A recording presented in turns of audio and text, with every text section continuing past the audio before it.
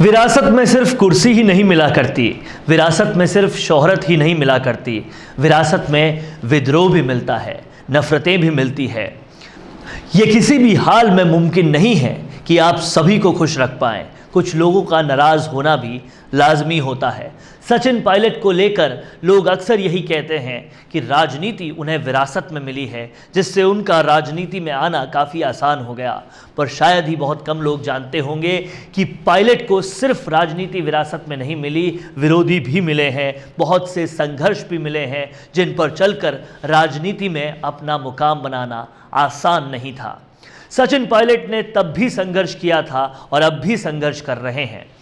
Pilot के संघर्ष को ऐसे ही नहीं भुलाया जा सकता। नमस्कार, मेरा नाम है वरुण भंसाली और आप देखना शुरू कर चुके हैं राजस्थान संवाद।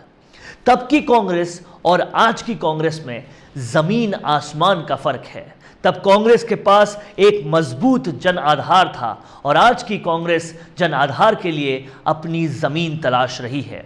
ऐसी विपरीत परिस्थिति में भी सचिन पायलट ने खून पसीने में राजस्थान की धरती को सींचा है और कांग्रेस का झंडा वहां पर फैलाया है, राजस्थान की कुर्सी पर कांग्रेस को बिठाया है। पूरे देश में जब मोदी सरकार की लहर थी, उसके बावजूद ये करना आसान नहीं था। इसके पीछे सचिन पायलट का अटूट संघर्ष है, जिसे कांग्रेस तो क्या, राजस्थान की आम जनता भी ऐसे ही नहीं भुला सकती। आज मैं आपको सचिन पायलट के उसी संघर्ष के बारे में बताऊंगा। सचिन पायलट ने वर्ष 2002 में कांग्रेस की सदस्यता ग्रहण की और सक्रिय राजनीति में एंट्री ली। राजस्थान में सचिन पायलट जो है 2004 में वो पहली बार उन्होंने चुनाव लड़ा। राजस्थान की दौसा विधानसभा सीट से लगभग 1 लाख वोटों से वो विजयी हुए।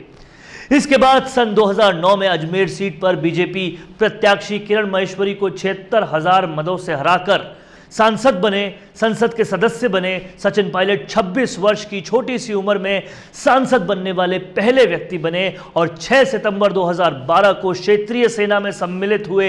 21 जनवरी 2014 में उन्होंने राजस्थान के कांग्रेस के नए प्रदेशाध्यक्ष का पद संभाला और उसके बाद 2018 के विधानसभा चुनावों में सचिन पायलट ने टोंक क्षेत्र से चुनाव जीता। 17 दिसंबर 2018 को उन्होंने राजस्थान के उप मुख्यमंत्री पद ग्रहण किया।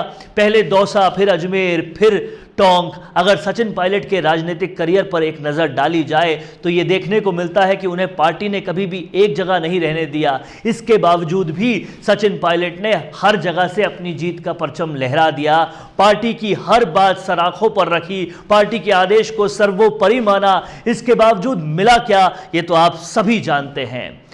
जब पूरे देश में मोदी लहर थी, प्रदेश में बीजेपी की सरकार थी, सरकार की कई नीतियों पर अपनी आवाज़ बुलंद करने के दौरान सचिन पायलट को बहुत कुछ सहना पड़ा।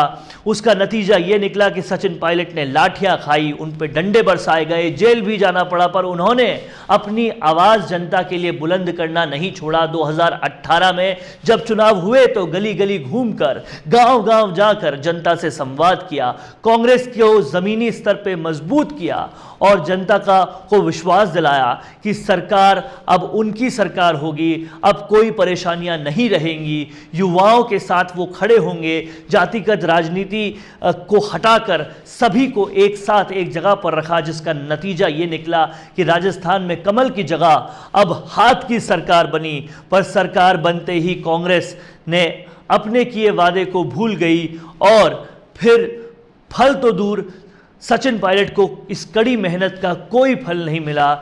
जनता तो मन ही मन सचिन पायलट को सीएम मान चुकी थी, पर मुख्यमंत्री की सीट पर बैठे अशोक गहलोत। इतना सब हो जाने के बाद भी सचिन पायलट चुप रहे और पार्टी के आदेश मानते रहे। पर जब पानी सर से ऊपर चला गया तो उन्होंने अपनी बात उठानी चाहिए। उन्हीं की पार्टी से उनका हक छीन लिया गया। जो सचिन पायलट कभी राजस्थान में कांग्रेस के सिरमौर हुआ करते थे, वो अब विधानसभा की पिछली सीट पर बैठकर अपने अस्तित्व का परिचय देते हुए नजर आए। इस बात में कोई भी राय नहीं थी। सचिन पायलट के साथ एक मजबूत जन आधार है, जिसकी ज़रूरत कांग्रेस को अभी भी है और आगे भी रहेगी, इस बात में कोई दो राय नहीं है।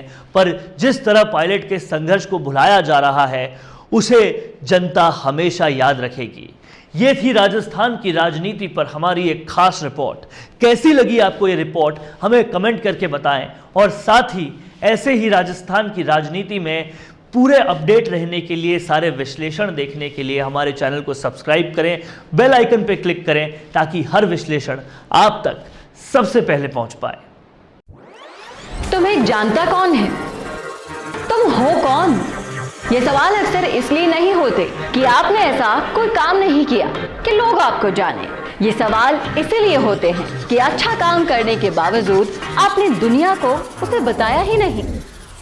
तो अब वक्त है दुनिया को दिखाने का, अपना वीडियो बनाने का, खुद के YouTube चैनल के जरिए पूरी दुनिया में छाने का।